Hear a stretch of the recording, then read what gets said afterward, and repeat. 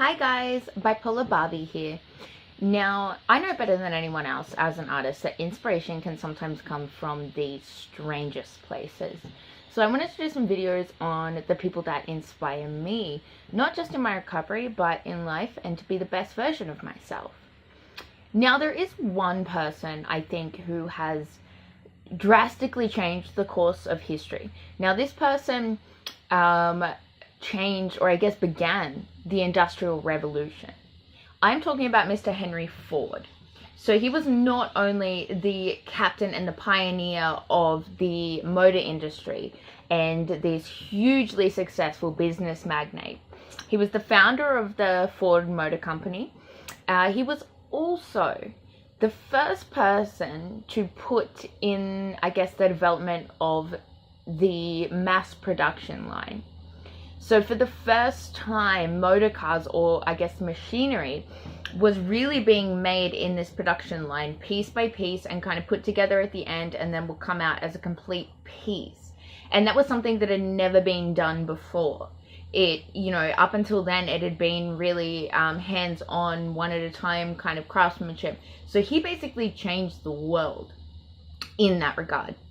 And I always knew, like when I was at law school, I found it really funny that it was actually Henry Ford's lawyer who had said to him, don't invest in the motor car. It's a really bad investment. Horses are here to stay, and the motor car is just going to be a passing fad. And I think that's absolutely hilarious, just to begin with. How wrong he was, considering how big cars are, and most people have up to 2 cars per household. If not, our house has probably 6 cars.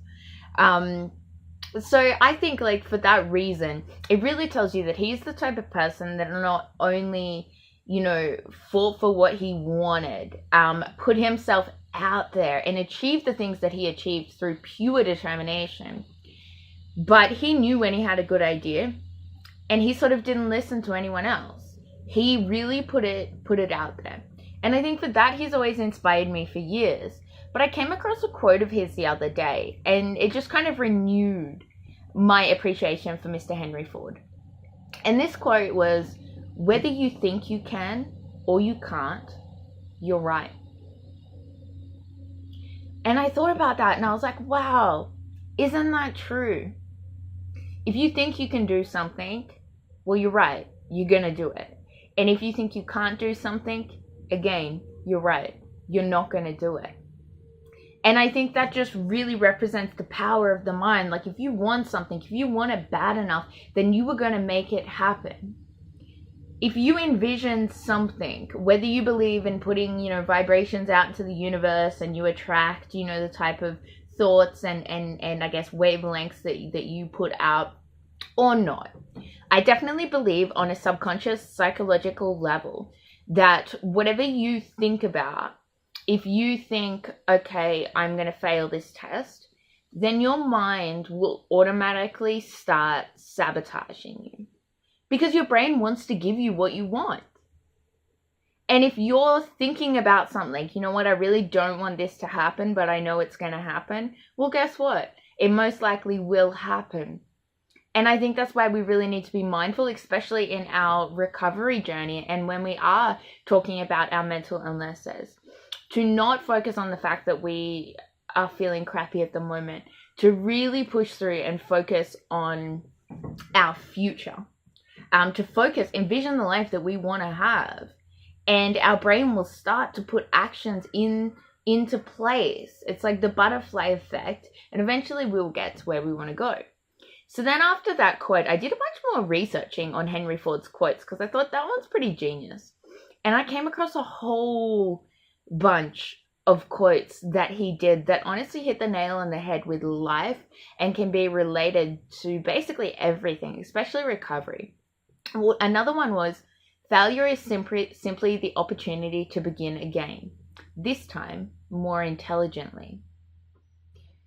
And I thought, wow. I mean, I always know that when you fail, it's about getting back up again, picking yourself back up again. And I've always approached life, in the way that, failure isn't the end. You learn from your mistakes, get up and get on with it. But I think our attitude towards failure, confusion, We sort of, end up going through this stage of denial because we just don't want to admit it. God forbid we fail at something, guys. But if you fail, it really is a chance just to start over. And every single time you feel like you're getting nowhere with your mental illness, like your whole life is falling apart, well, guess what? When you're standing in that pile of rubble, I've been there before, when it's like total life destruction, like a cyclone, a tsunami, a hurricane has just come through and taken everything away. And for me, that seems like such a daunting task to clean up. And I think, oh my God, look at everything I built that I had lost. Well, you know what? It really is a chance to build your life up again like Lego, block by block. And it's a chance to get rid of the things that really weren't working for you and add some really cool new things into your life. It's a chance to reinvent yourself, to redefine your ideas of success and what type of life it really is that you want, the life that will be good for you. And I think in regards to that, Mr. Ford came up with another really amazing quote, which is, when everything seems to be going against you, remember that the airplane takes off against the wind, not with it. So very true. Like, I guess when you're surviving and you spend so much time just surviving in life, you don't even get to live, let alone dream of the time that you might be able to thrive. And I think we all want to fly. We all want to spread our wings and, be the best version of ourselves. And I think sometimes you have to lose yourself to truly find yourself. I think I would rather be a phoenix burnt to a crisp and rise from those ashes and prove every single person wrong, because I carry on despite it all, despite everything that's happened. And I honestly think that will make you a stronger person. Because I know when I used to do running training, you'd be running down the beach and, it'd be so easy if you were running with the wind. But try and run against the wind, and that was so hard. But training against the wind was how you became better. It was how you became fitter. And that was really the only way. You had to endure that so that you could reach your goals that you wanted to. Something else, I guess, that I found in this list of quotes, came up with, which is pure genius and fantastic advice for anyone in the world, is don't find fault, find a remedy. So I think, finding what is wrong is a really good starting point. But what goes along with that, there's no point finding out what's wrong unless you're finding a remedy for it. When people say to me about having a diagnosis, does really having a diagnosis make you feel better? Why do you want to put a label on it? Blah, blah, blah. And it's just like, well, a diagnosis is a ticket to treatment. It is the ticket to getting the help that I need, which is the remedy to fix the problem so that I can live the life that I want to live. And if that's the way the system is designed, that you have to have a certain diagnosis so that all of your symptoms fit into some category so that they can start giving you some form of effective treatment, then that's fine. Now, one of other Henry's amazing quotes that I really, really try and live by is, anyone who stops learning is old. Whether at 20 or 80, anyone who keeps learning stays young. The greatest thing in life is to keep your mind young. I honestly think that we need to be constantly learning, constantly evolving. Those people that tell me they've got it all figured out, they've got all the answers, like they know who they are, they know the way the world works. It's like, you know what? Everything in this day and age happens so quick. You can send an email and within like a millisecond it's received, and you might even get a response. Like, the world is evolving at such a fast rate, and we as people are evolving at just the same rate. But the second you start thinking that you have it all figured out, the second you start thinking that you know everything there is to know, well, that is the moment that you really do close yourself off to education. that is the moment that you stop learning.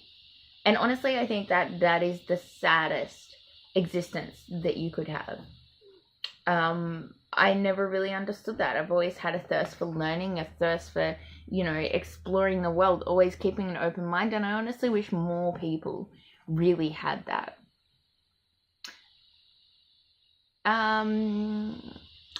A couple of other ones here. I mean, he's got a bunch, but these ones really stood out for me. Quality means doing it right when no one is looking.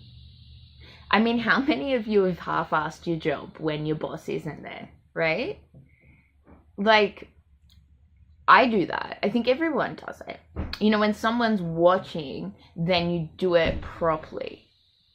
But if no one's watching, you don't put in your best, because I guess we only really do our best. We only do good quality work to get recognition from others.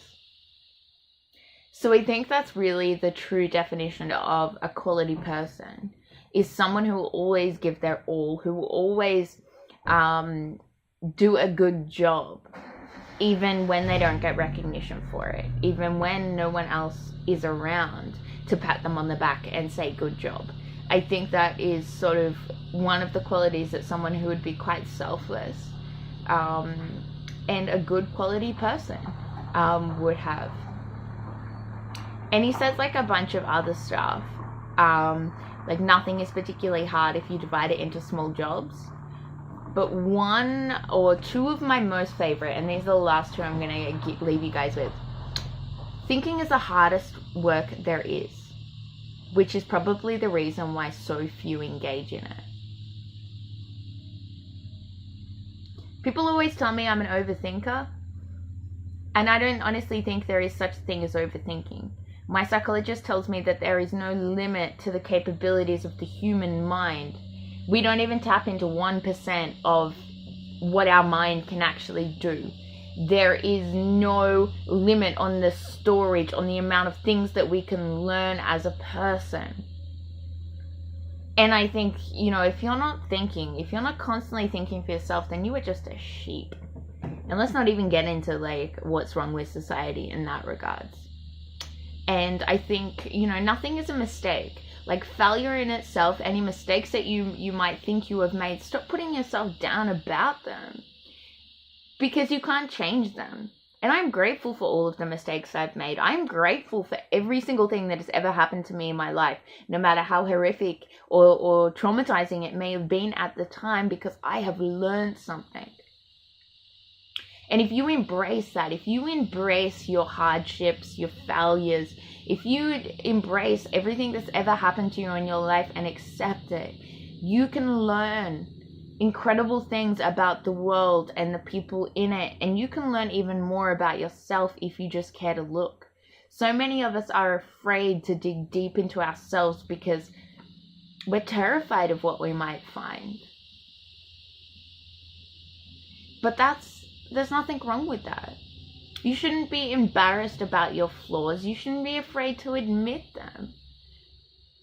If you know your flaws, if you recognize your flaws, don't let them overwhelm you and make you feel inadequate and not worthy or like a good person.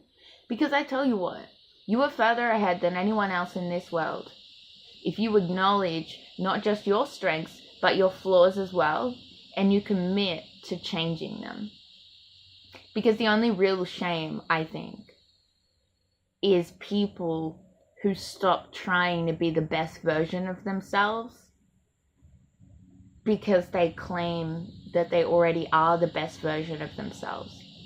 Whether they be narcissistic, egotistic, totally up themselves, or whether it's those people that I see quite often that are so depressed or have such a depressive personality and low self-worth that they honestly think this is the best that they're ever going to get, that they don't think they deserve any better. So they're not out there fighting for themselves. They're not out there fighting for their life. They're not even trying to live. They're not even trying to get better. And that's really sad to me.